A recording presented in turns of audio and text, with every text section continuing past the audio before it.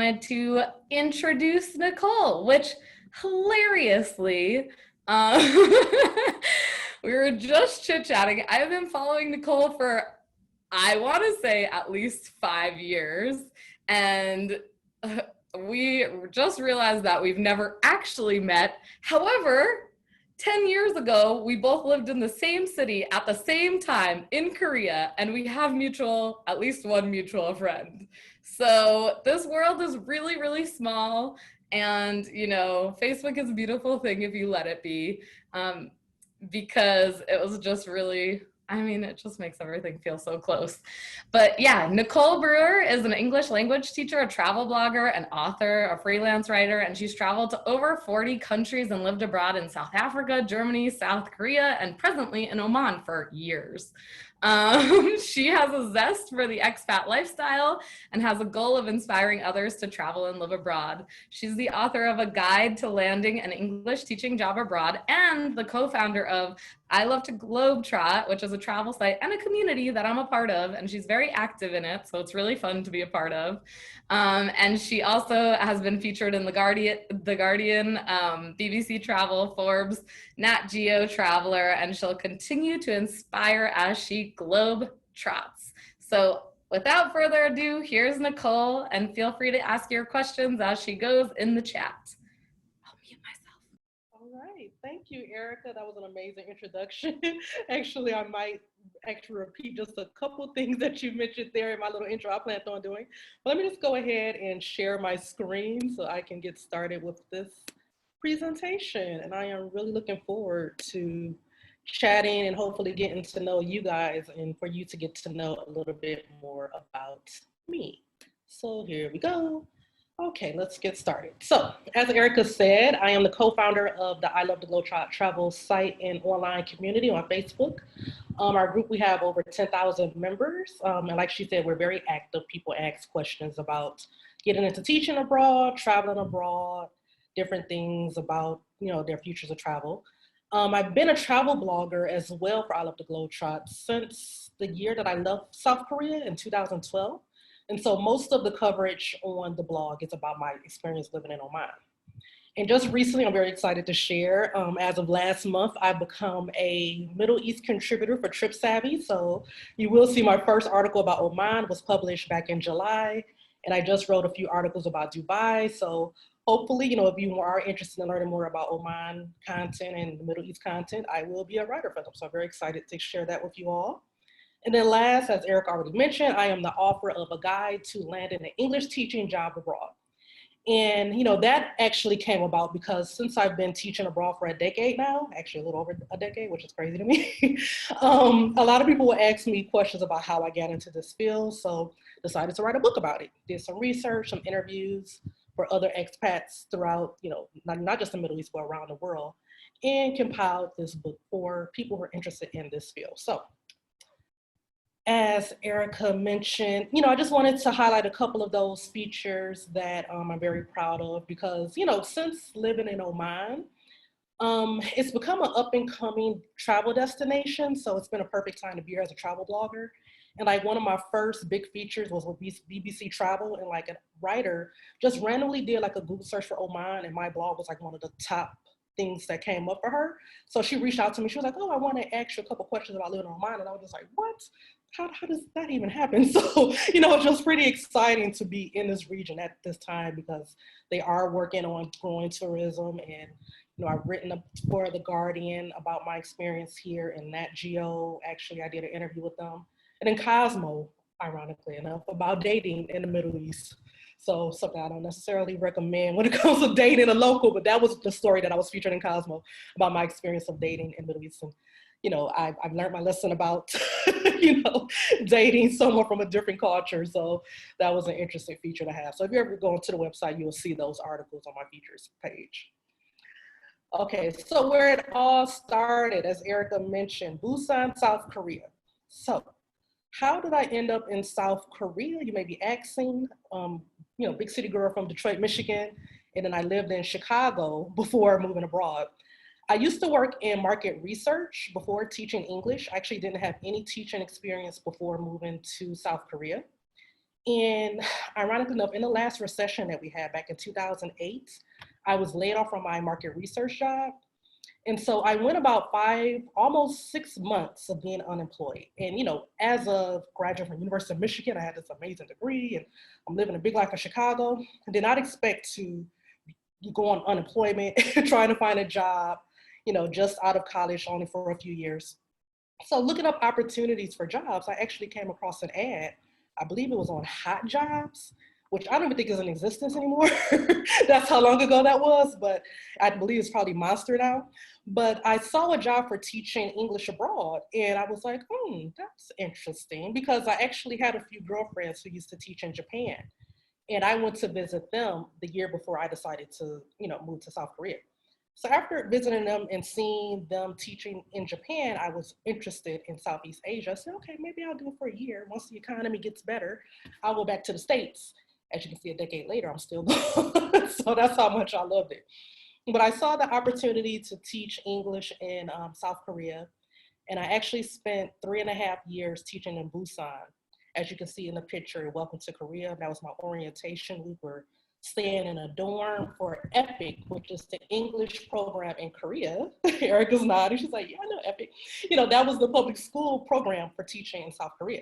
So mind you, like I said, this girl from Detroit never lived abroad. This is my first experience doing this. And the first week in Korea, we had the orientation. I was able to meet amazing people who were actually ended up scattering to other cities. And so I went to Busan. And as you can see a couple pictures here, like my first 2 years in South Korea, I was in primary school. So these are some of my old students. You can see the classroom set up. We had a little library, and this was one of our parties. We were very big on like incorporating daily, like just fun activities into the classroom. I remember once we cooked a meal together and, describing it in English. And as a English as a second language teacher, I was the conversation teacher. So my main objective in class was to get the kids speaking English, because my Korean co-teacher, as you can see in a picture, she obviously speaks English, but the whole point of bringing in like a second teacher from a native speaking country is to be able to help the students with their pronunciation. So that was really my main objective in the class. But I had so much fun in South Korea. I was there for 3.5 years of EPIC. And actually, within my first year of teaching there, I actually got my TESOL certificate while I was in South Korea. I don't know if you're all familiar, but a TESOL, teaching English as a second language, or a TEFL, teaching English as a foreign language certificate. You have to do 120 hours either in class or online. And one of the things I recommend is trying to do it in class if you can, because some institutions, like countries, do not accept online programs. So that's one of the things I recommend in my book, because a lot of people are like, oh, you can do a Groupon. You can, spend only $50 and do it online.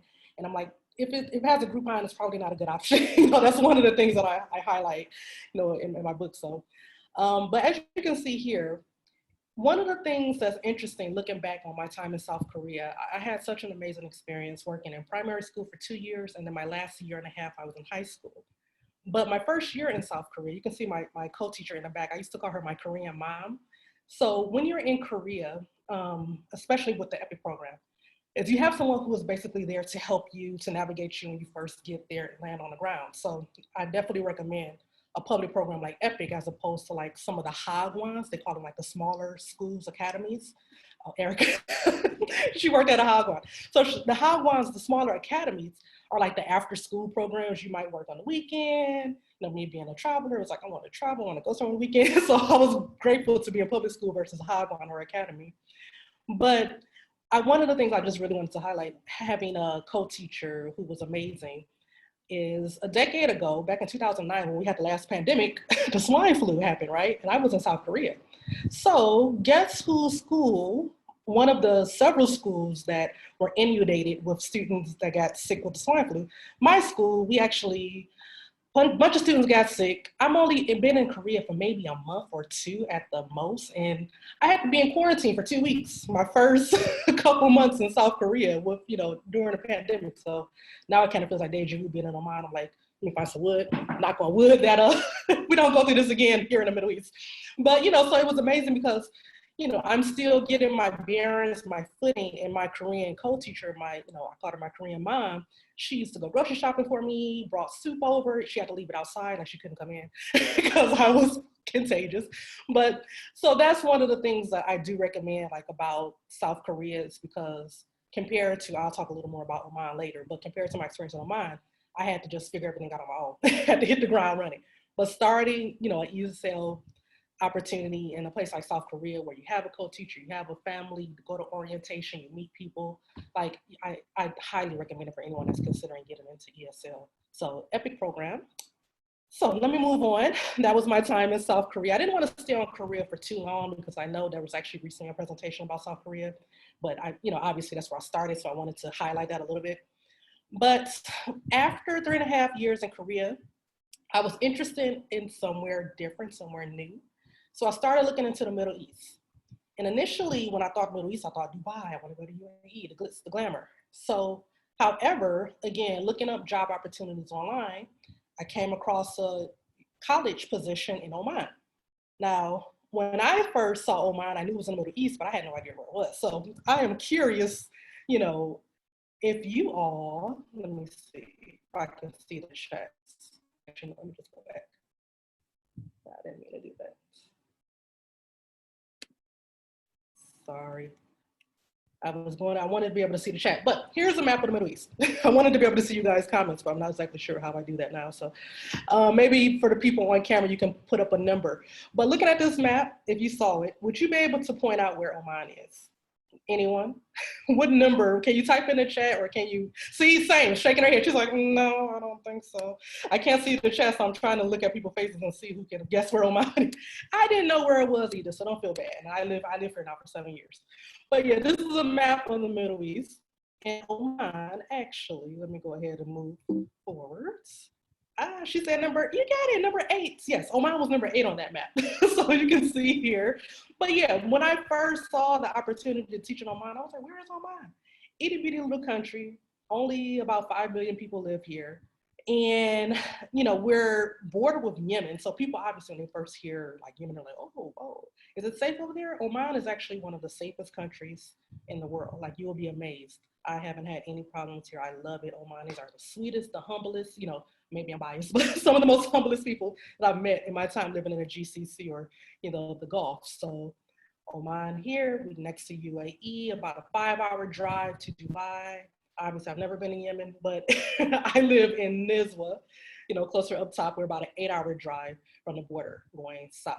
So now, teaching in Oman. I've actually been living here. This is an old picture. I think this is my first year teaching some of my old boy students. I found this on my blog and went digging.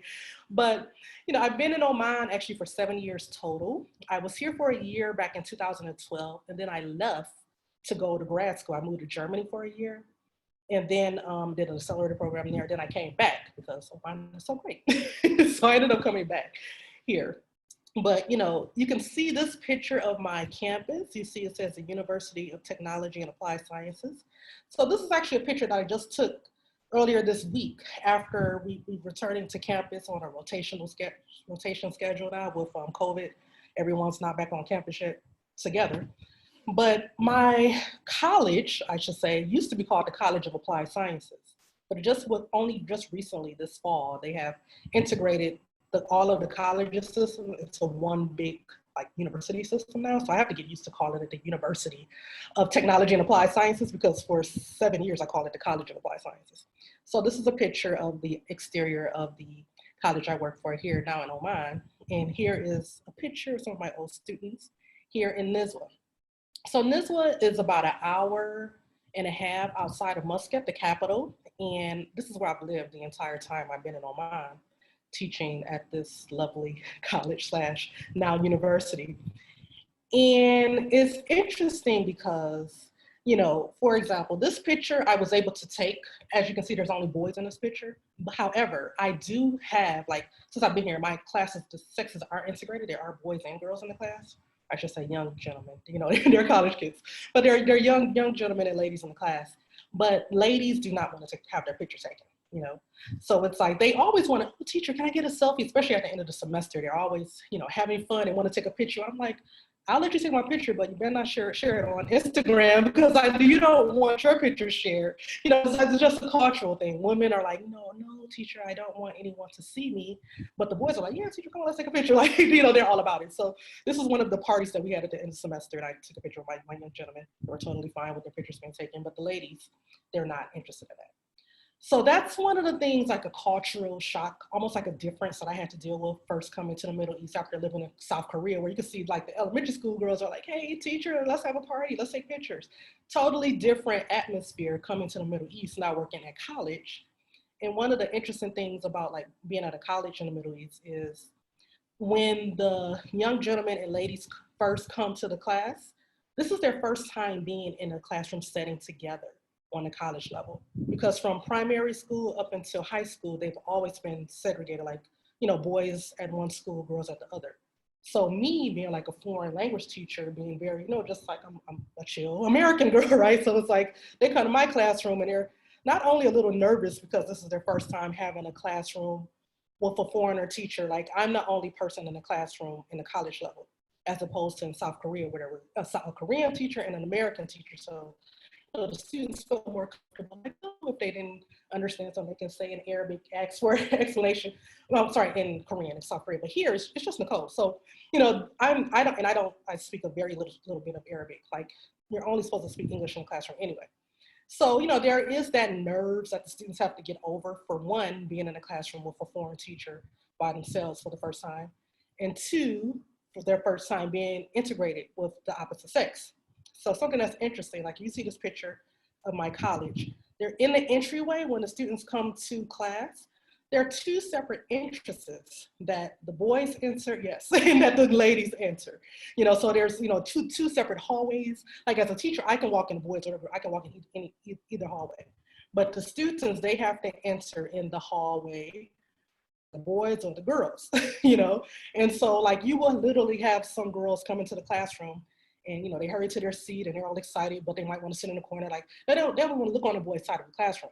But they're like, teacher, I just want to see you. Like, I don't want to, no, teacher, I only look at men that are in my family, you know? So just imagine me as a teacher trying to do activities and integrating. It's like, okay, we're going to have partners. I can't partner a boy with a girl, you know, at least not in the first like 2 years of the college. Like once they get older, they become a little more, you know, acclimated with it and they'll feel a little more comfortable. But usually I teach foundation level, which is like the 18 to 20-year-olds. Like once by the time they're 20 to 21, they're like, oh, I'm almost out of here.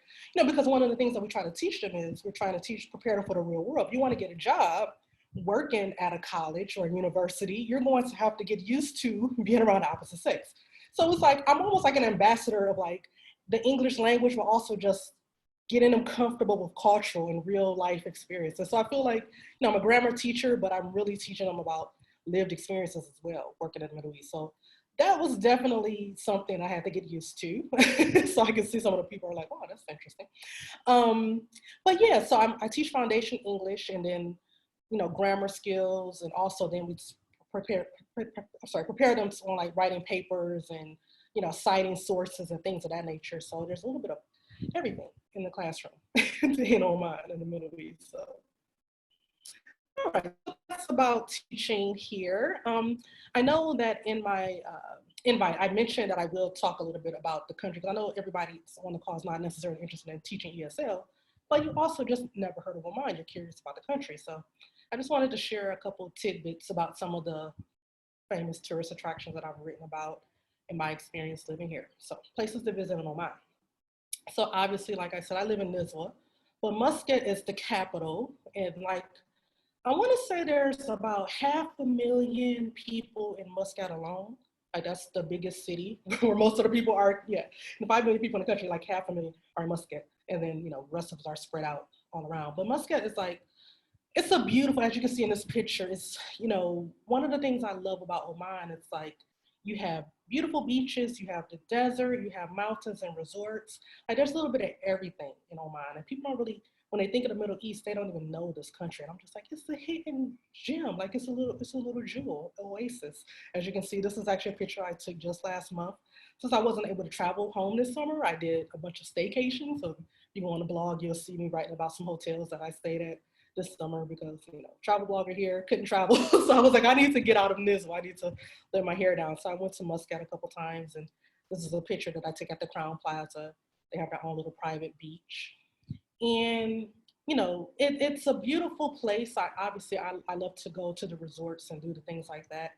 But you also have like shopping areas called the souk, which are like outdoor shopping markets. And actually, look at the picture in Nizwa, my town. This is actually a picture I just took last week. This is the Nizwa Fort, and you can see the mosque.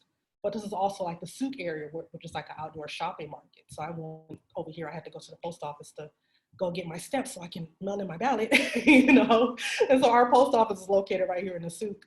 And so, you have beautiful beaches in Muscat, and then you come to Nizwa, hour and a half inside of the country, and you have my small little town. But it's also picturesque because we have like beautiful mountains, and people like to go hiking and just do all types of fun things when they come to Oman. So, obviously I'm biased. Like I said, I live in Nizwa, so I definitely recommend if you do decide to come here, only an hour and a half outside of Muscat, so you can definitely do a Nizwa on a day trip. But we have some beautiful resorts that are actually located on Abu Akbar Mountain. So like it's a massive mountain peak, and you can see like it's just stunning. So moving on. A couple other famous cities in Oman that people aren't really familiar with is Sur, as you can see in this picture. Sur is located about 3 hours from where I live in Nizwa, and it's about an hour and a half to 2 hours away from Muscat, depending on who's driving. So, this is a picture of me actually from a couple years ago at Sur. We went to the beach. This is like an early morning shot.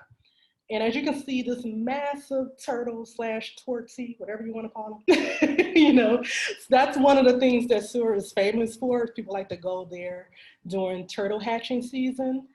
And so after living in Oman for like 3 years, I finally made it to Sur. So excited to go see the turtles.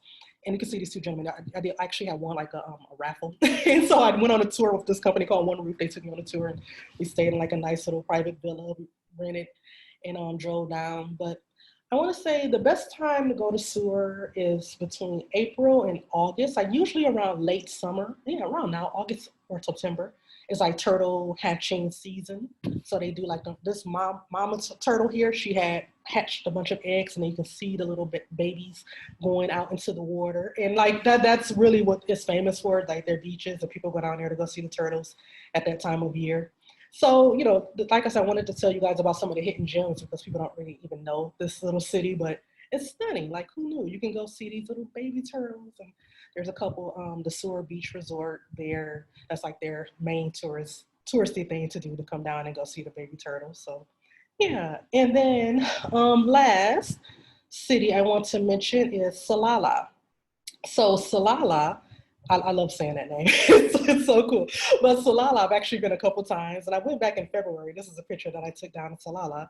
And like I mentioned before, when I showed you the map, like I live in Nizwa, further north, and Salalah is about 8-hour drive. And they have an international airport that's only about 3 years old. It opened since I've been living here in Oman. Like before, you had to drive to Salalah. And Omanis would do that drive all the time. I was like, no, I don't have the patience. So I only went to Salalah when the international airport opened. So I've been twice now.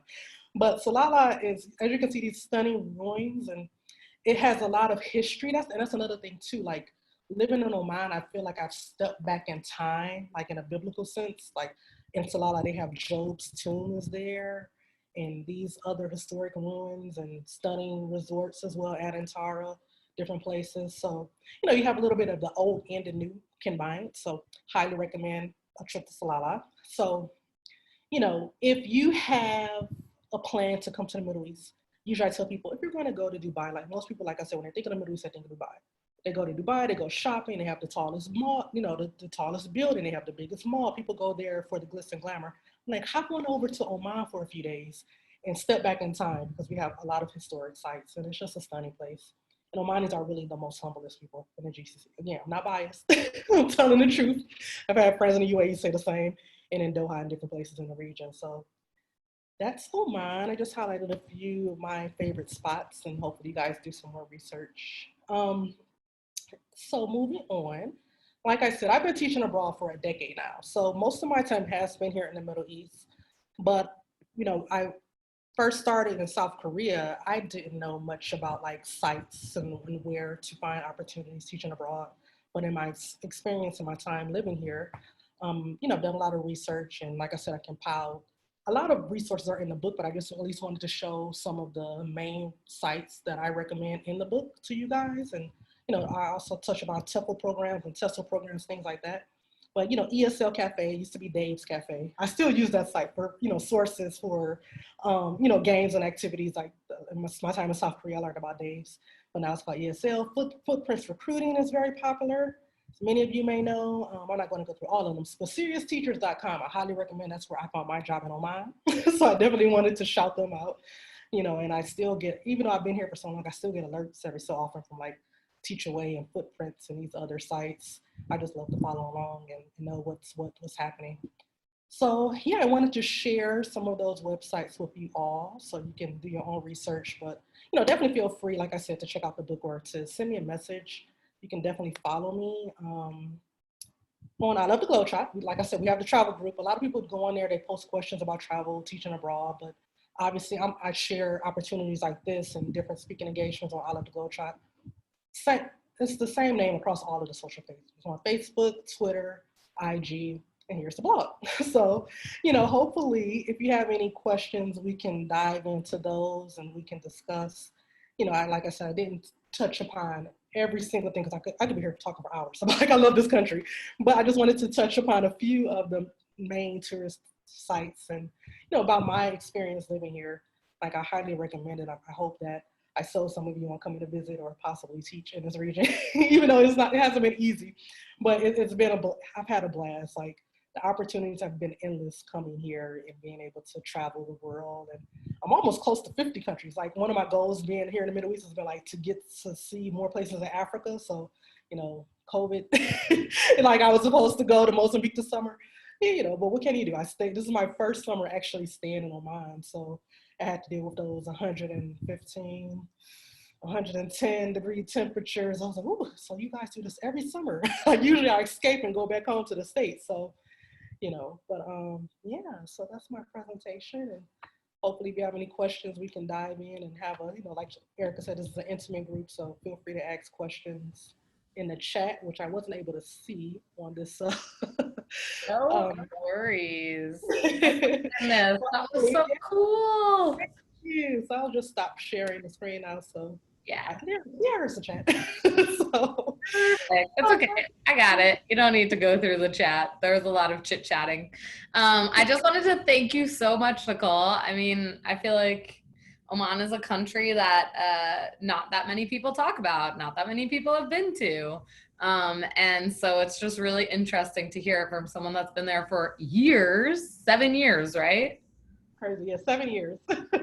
7 years, and the fact that you still love it and that you're still such a fan of it and still advocate for people to come is like really high accolades.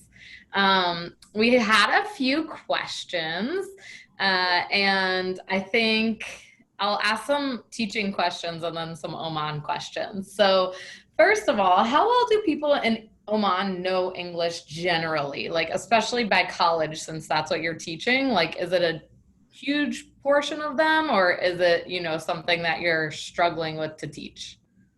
Yeah, it's interesting. It's very similar to my time in South Korea. Like, they start studying English as a foreign language in primary schools, similar. So I will say, like, it really depends on the student by the time they get to college level. Like, I have some students who can have a full-on conversation with me and want to talk about what's happening in the USA and ask me questions. And then you have some students who can barely put a sentence together. So, like the first week after college, they have like a placement test, similar to what we had at university. They have a placement test for English. So our semester has been postponed due to COVID. So we're going to start in October. So we haven't even done the placement test yet. But in the placement test, we find out if they're going to be on the lower level of the foundation English or the higher level. We go from D to A. So I typically teach students on like the A level, B to A level, so they have a pretty decent understanding of English. But I've had friends who taught students on a D level, and we're literally teaching them how to like put a sentence together. I'm like, how did you survive high But it happens, so there's really a range. So that's something you do have to prepare for as a teacher. You might be in a classroom and you have to have your little student leaders help you with the lower level kids in the classroom. So it definitely happens. And then the follow-up question would be like, if you were to just travel to Oman, are there enough people like speaking English everywhere that you can get by without a problem? Oh yeah, absolutely. Yeah, because like I said before, I only know very minimum Arabic. Like I know words from hearing with my Omani coworkers and even with students, but I haven't really studied Arabic. Like in my time in Korea, I was able to like read Korean. I can't read Arabic. This is very difficult.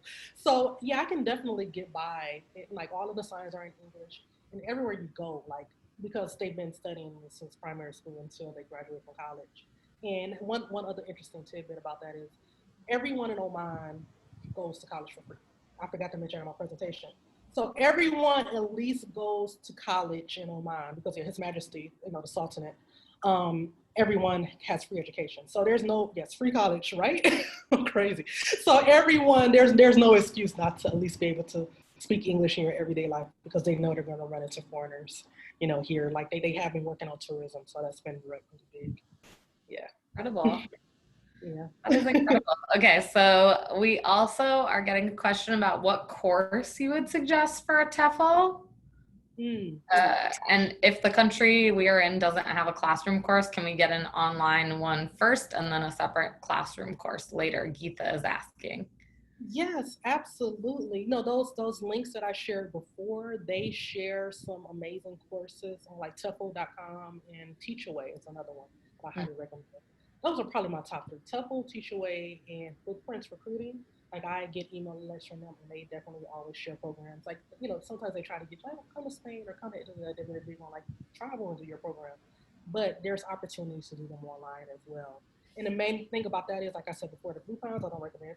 But if you do a course online, make sure you check out the site and make sure that they are, certified, so that maybe you can say that you didn't necessarily do it online. Like you can just say that I did my 120 hours and they'll be like, oh, this is a certified course, so you'll be fine. But yeah, you can do either. Just That not makes do.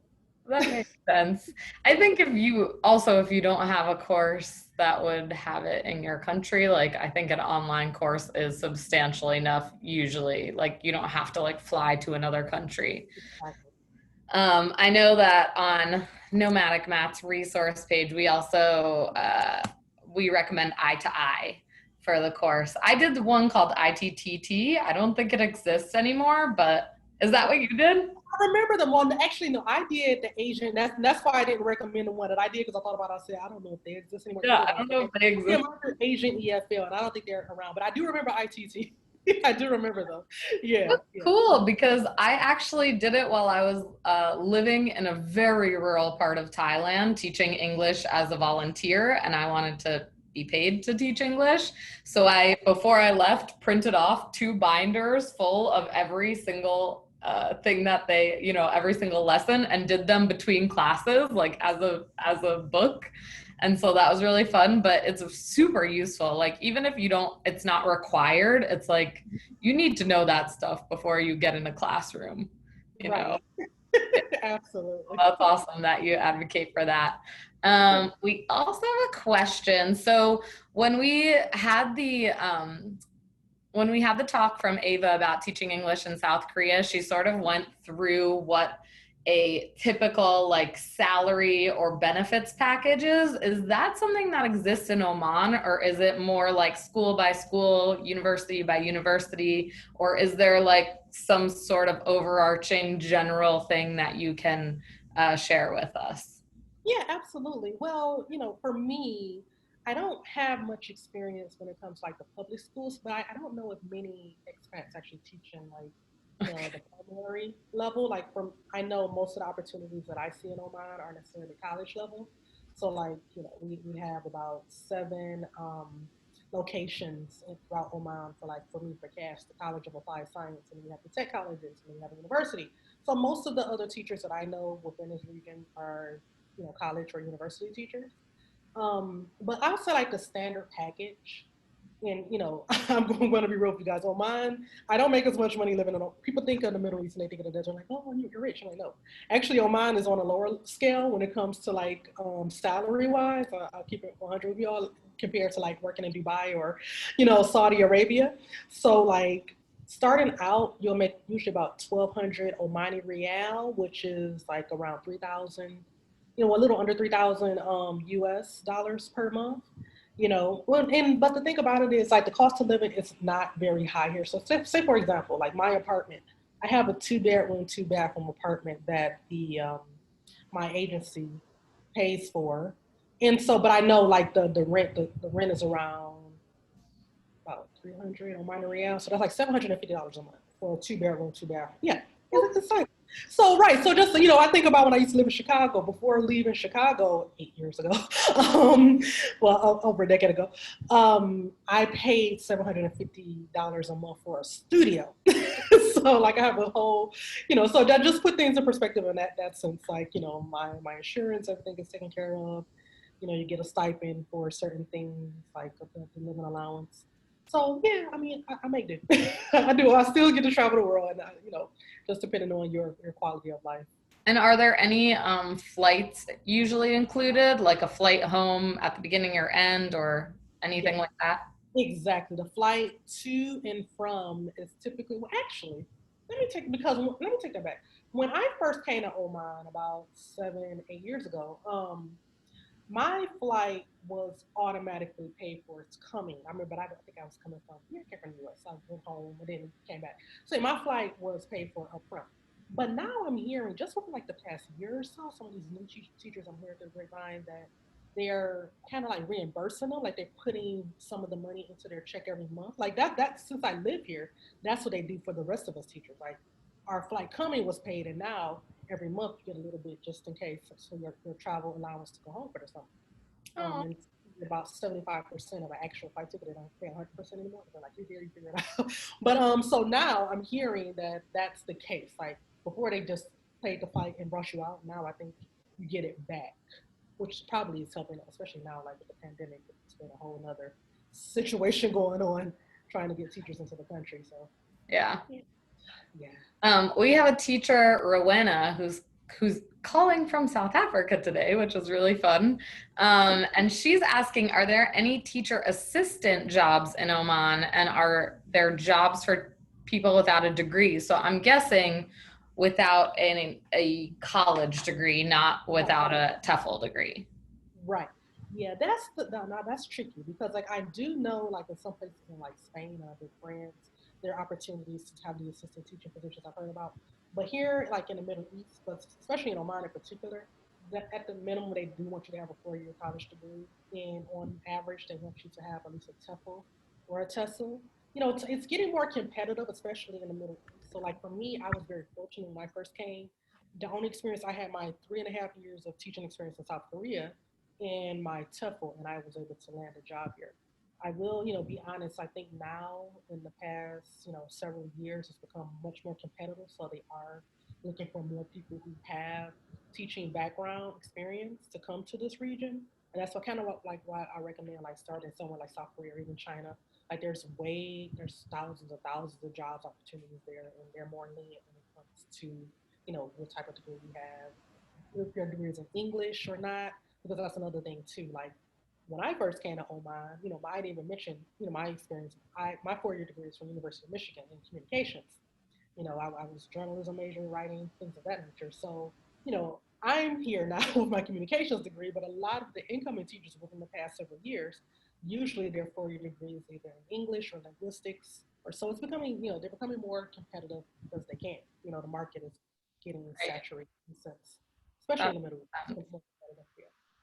Yeah, and I also think, Rowena, I believe that the general rule of thumb for being like a teacher without a 4 year college degree would be to go places that pay a little less.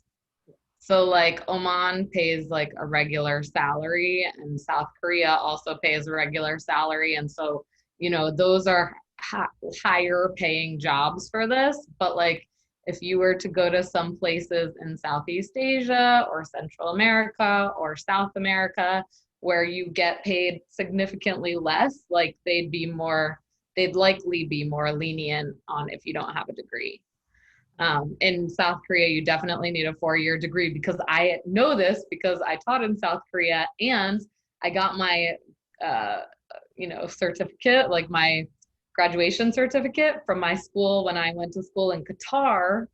And they almost didn't accept me because it needed to be a university that was from one of the 7 countries that are native English speaking. Even though my university was an American school, I spent the last year in Qatar and it was free to get a certificate, and it was like $50 to get one from my university in America. So I opted for that, and they said no.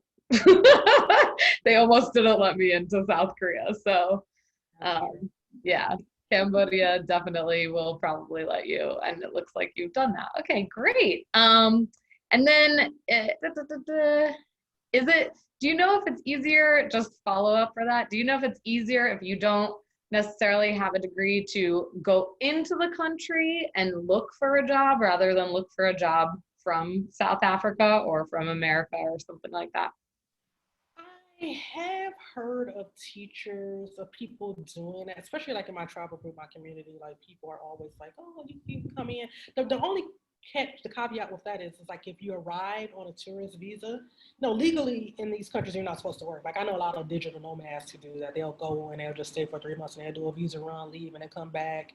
And, for teaching, it's like these schools on the ground, they don't want to get in trouble. So you may get lucky. Like I think in places like Thailand, like you said, Cambodia, it's possible, but I don't necessarily advise it. I think you should, especially do your research and have that certificate, have that experience before hitting the ground. Because if someone, think about it, if a school is willing to do that, how good is that school? Like, you're going to run into some hiccups. You're going to run into some problems. So I just really don't advise doing something like that. Yeah. That is true. Kristen is asking, what kind of precautions is your school taking to prevent COVID? I know that it's starting in October, but anything else? Wallah. That's okay. That's in Arabic. That's a whole nother, we have been waiting for updates from the ministry. Actually college just started, well, our particular college just started in October. Primary school started in November. They've actually postponed a couple months. So I don't know what's happening with that. We've been waiting to find out what these precautions are going to be, because we just found out a week ago that it's going to be blended learning. I know in the States they were saying similar things in certain school districts. And so like on a college level with blended learning, what they're going to do is they're going to have only the new students who, like I was mentioning before, they need to come in and take the placement test. So maybe like 300 new students are supposed to come in, and they'll come in on different dates and they'll take the placement exam on a computer. We used to do paper written, but now we don't have any contact. So they'll come in and like maybe 2 or 3 days a week, they'll rotate. This is what we've been told. But since it's been postponed, and I've heard other colleges are going fully online, and truth be told, a lot of us English teachers, we actually, not protested, because protest not a protest culture, but we did sign a, certificates trying to convince the school board to just go fully online, but we got shut down. So now we're waiting to find out how this is going to play out. And like I said before, like my department head, they have what's called a rotational schedule the first couple weeks now. So like our work week here in the middle is Sunday to Thursday. So on Sunday, I'll go to the college. I only go 1 day a week, and no one else is in the office when I go. Like usually there's 4 teachers in my office. So we all rotate a day, just so, they're really trying to come up with ways so we have less contact.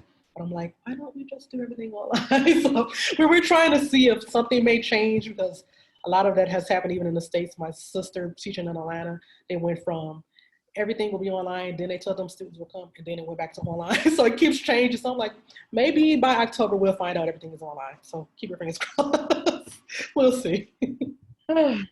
That's definitely a possibility. Okay, then there's a question from Susan asking, is there a minimum time requirement for teaching? Like, I'm assuming, is it a year? Is it a 3-year contract? Yes, good question.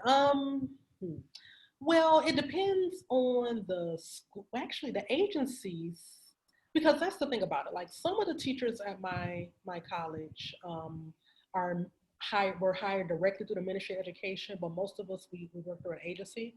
So on the agency side, like for example, I was telling Erica before the call that my contract was a 3-year contract. And this is, I've been here, this is my third, I've worked under 3 different agencies since I've been in Oman, because it rotates every few years.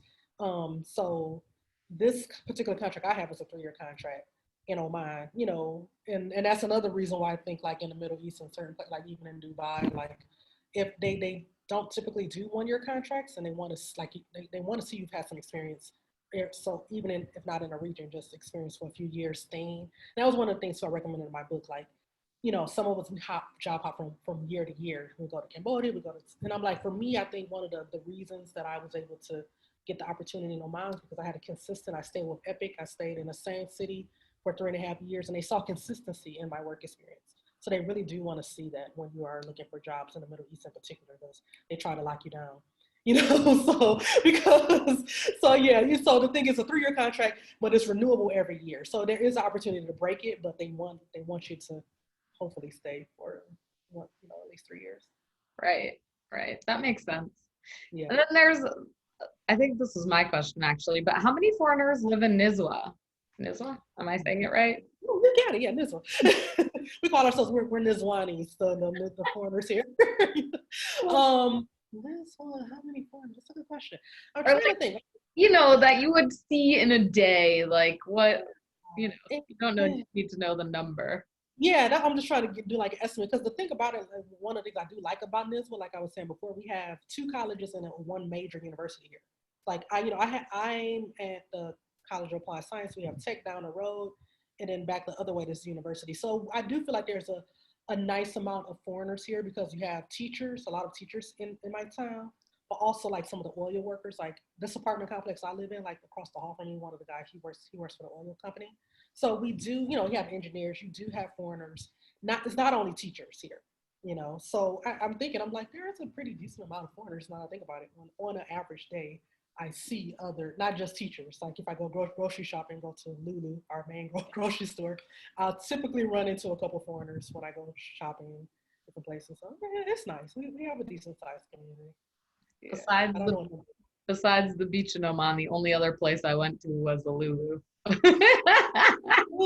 That's you see all that. That's where you see people. You go to Lulu. Which was the grocery store. Susan was asking who you socialize with. So, are you friends with a lot of Omani people, or are they a lot of foreigners? Honestly, my circle is mostly foreigners. Like I'm big on, like I was saying before, like my first year here, I actually dated a local, and we met within my first. He was African Omani. I didn't know he was Omani when we met, but anyway, it's a long story. So it's just like it's not, but he was more westernized. So it's like it's kind of rare that Omani will literally like I have a couple of Omani friends, but usually my taxi drivers, like I say, my friends. It's like, oh yeah, he wants to practice his English. Like he's like, oh yeah, I want to take you to Muscat so we can practice English. And so I do have a couple friends, Omani friends, but most of my friends are other expats, teachers, and I don't know if people are like familiar, like Internations. It's like a networking site. Yes, I've met a lot of people through Internations. Prior to COVID, I haven't been to any events recently, but I used to go to networking events at Internations and meet other people other than teachers, engineers and stuff like that, doctors. So yeah, Oh, there's a social scene, mostly in Muscat though. Like I said, Nizzle is not a lot going on. We have quiz nights like once a month, so just to get out and yeah, it's cute. Just to get out and like see other teachers other than your college, like get together. It's something to do, go to the bar at the hotel. sounds sweet. Yeah.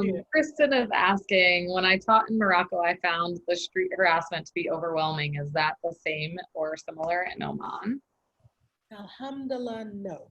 That doesn't really. I mean, and that's why I was saying before. Omanis are so respectful. Like, you know, as long as my thing is here in particular in Oman, as long as you respect the culture, they respect you. So like when I go out, I make sure I cover. I'm dressed appropriately. You will have people maybe like do kind of like a side eye, but the people that typically do that aren't the Omanis. The Omani men are very respectful. It's usually like some of the other like expat workers, like some of the Pakistani workers, the Indian workers, like they're living here, they're single, and that's a single man. They're gonna check you out like that. That's what or maybe not single. Their wife is back in India or something. But like that's the thing. Like at the very least, I might get checked out. But people they're not disrespectful in the slightest here. And I went to Morocco actually last summer for my birthday, so I definitely remember. Yeah, Morocco's a different kind of animal, but Oman, you don't deal with that here at all. And I think you make a crazy good point, and I feel like this is just in the Middle East in general. Like as long as you respect the culture, like people are very open and willing to teach you if you do something wrong, and it's not necessarily like, hex on you. It's more like, all right, this isn't how we do it, we should, or something like this. We recommend that you cover your shoulders, or we recommend, it's not as much as like a law as it is like if you want people to respect you, you have to follow their customs. So true. I will say like Oman is a little stricter on that compared to like Dubai. When you go to Dubai Mall, you see people in like little mini skirts, and you're just like, where am I? I'm actually in the Middle East. Here, like in my town, in this one, it's more conservative. So it's like you will see signs like, have respectful clothing. Like they'll say T-shirts. And you like, sorry, Erica, but if you had a spaghetti that, then you won't be able to get in the Lulu. But take like, the spaghetti shops on. They would be like, they literally would tell you like, no. Not gonna happen. Go get a sweater and come back. What about skirts? Does it have to be below the knee? Yes. Yeah. Like even the man, like I've had some. It's funny you say that because like some of the teachers at one of the other universities, we have like the expat WhatsApp group, and one of the guys he was just like, just let you guys know I got turned away from Lulu today because he had on shorts. This summer we're not usually here during the summer months. We're back home in the States or whatever. He had on some shorts that were below, above the knee. He's like, they wouldn't let me in. And I was just like, okay, I knew they would do that for ladies, but this first time I've heard that for a man. So they don't play. I've heard that during Ramadan in Qatar of men getting turned away from places for wearing tank tops and short shorts. So true. Yeah. Which is really funny to think about. And then we have a question from MJ asking how long the flight is from Salah. Salalah? Salalah? Yes. From Salalah to Muscat, from the capital. Yeah. The flight is only an hour. The drive is 8 hours. That's what I was saying before. Some people they like to do the road trip. They'll drive. But if you fly, like I literally just went back in February. Thank goodness I got out of this. I went back in February before, the pandemic hit. I went down there and it was about an hour flight. So not too bad. Oh, interesting. We have a question from Susan asking, do teachers in Oman get 2 months off each year? Mm-hmm. Yeah, we get 60 days of summer vacation. And the thing about that, like say for example, this summer since I didn't travel, I used you have to use like at least 70% of your days instead of carrying them over. So I used 45 of my days, and I have 2 weeks that I'm going to carry over for winter break. Hopefully, actually that's good news. I forgot to mention our airport is opening back up in October. It's been closed. They literally just announced earlier this week that it's opening back up in October. So hopefully I'll be able to escape from winter break somewhere and use those 2 weeks I carried over. Wait, 60 days includes just work days? Oh, that's summer vacation. We get two months off. Oh, okay. But so they usually want you to use most of the 60 days in summer. But like in my case, like a lot of us teachers, we carried over some of our days and we didn't use the full 60 for summer. We're carrying some over for winter break. They don't give us winter automatically. You have to request it. So. All right. And then MJ is asking, he's a newly licensed teacher, and he was wondering, I believe it's he was wondering where you would start, like whether it's, South Korea, Oman, an international school, a public school, like what's your expert opinion on that? Good question. Like I said, for me, I didn't have teaching experience. So I didn't have official teaching license when I first started. I just had my TESOL. So that's like why I started in South Korea. But with you having an actual teaching license starting out, opportunities are endless. So I definitely do recommend looking into like international schools because there's a lot of good opportunities like all over the world. In international schools, there's more opportunities than say like a public or a private. For me, like this is a government.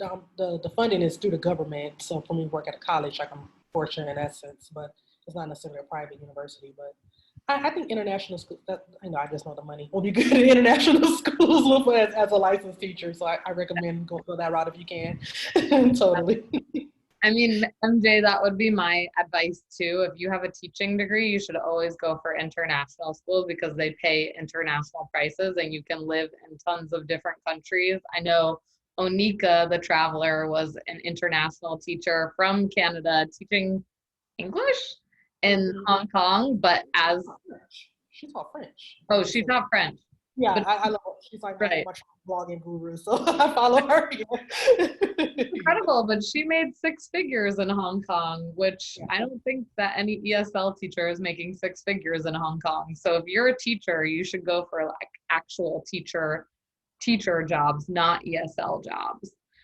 Those are more for people that have a degree and want to travel and teach and have an experience. I believe that is it for the questions. If I missed it, feel free to just contact Nicole and ask her your questions. I mean, I'll drop these in the chat again, but basically Nicole is the best. We, like I said, we never met and she decided to do this for us. So I can't drop it in the thing. I can't, for some reason, copy and paste it, but I'll send it out in an email again, or you got an email earlier today and you can find out how to contact her. But feel free to ask Nicole anything about Oman, South Korea, traveling, travel blogging, join her community. She has a really awesome Facebook group. And I just want to thank you. And I honestly, I love when like people that come here and teach about something that like nobody talks about. Like how many people learn something new today? I mean, like Oman, it's just something I definitely don't know that much about. And now I feel like, oh, I really want to go to Oman. It's very exciting, I'm one of those travelers that if everyone I know has been there, I just don't really care to go. I want to go to these little obscure places that like I've never heard about anyone going to, because then if somebody asks me, then I could be like, yeah, I can be that resource, but nobody needs a resource for London. Like there's all the people go to London, all the people go to Brazil, all the people go to Spain, But Oman, you're like the third person I've met, and second person that's lived there. So it's really cool. And I encourage, this community to seek out opportunities like that where you can really have different kinds of travel experiences and be that person for like the people in your life that are scared of going to different sort of places and be that for them. Just before we go, I wanted to finish off with a few little slides. Let's see, a little outro, a little conclusion for the Nomadic Network. So basically, for any of you that said this was your first or second time, I want to remind you that the nomadicnetwork.com/events has all of our upcoming events. We add new ones all the time.